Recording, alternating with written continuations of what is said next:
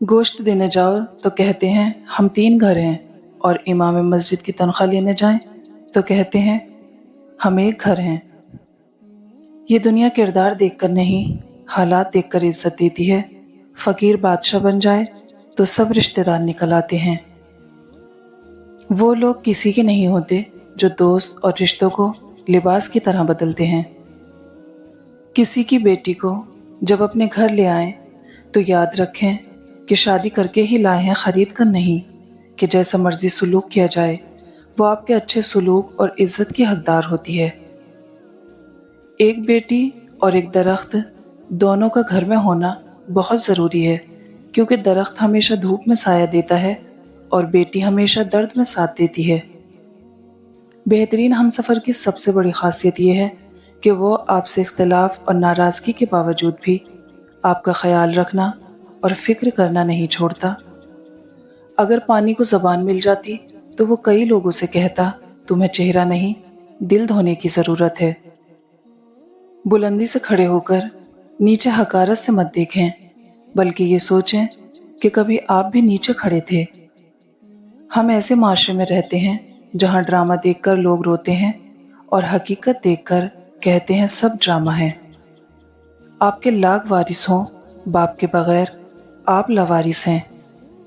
जब तुम पर मिट्टी डालकर तुम्हारा मुंह और बदन जमीन के 1.5 फीट नीचे दफन कर दिया जाएगा तो तुम्हारे पास अपने ईमान के अलावा कुछ नहीं होगा जो तुम्हें बचा सके।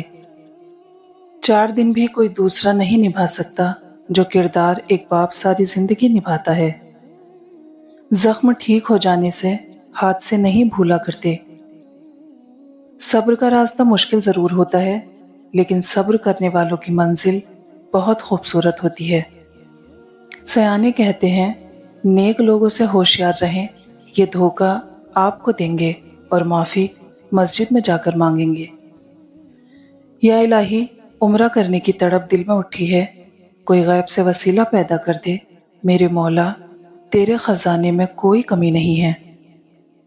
ईद के दिन उन्हें मिलने ज़रूर जाया करो जो कभी तुम्हारी ईद हुआ करते थे।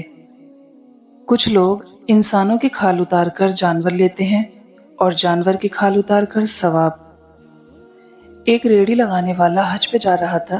किसी ने पूछा तुम रेड़ी लगाते हो, फिर हज पर कैसे? उसने क्या खूब जवाब दिया, रेड़ी मैं लगाता हूँ, मेरा अल्लाह नहीं। जिस घर को मजबूत करने में इंसान अपनी सारी जिंदगी लगा देता है, आखिर में कमज़ोर होकर उसी घर के किसी कोने में पड़ा रहता है। ईद उनकी याद दिलाती है जिनको हम अपने हाथों से दफना कर आते हैं। रिश्ते अगर बिखर जाएं तो समेटने वाले कम और आग लगाने वाले ज़्यादा होते हैं।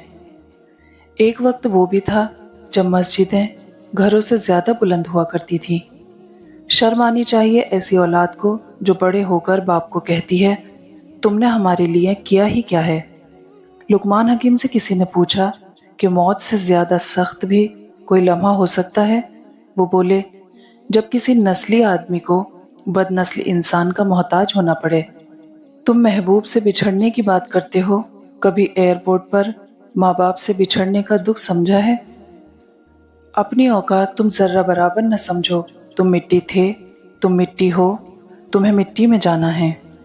वो लोग आपकी कीमत कभी नहीं समझ सकते जिन लोगों के लिए आप हमेशा दस्तयाब रहते हैं।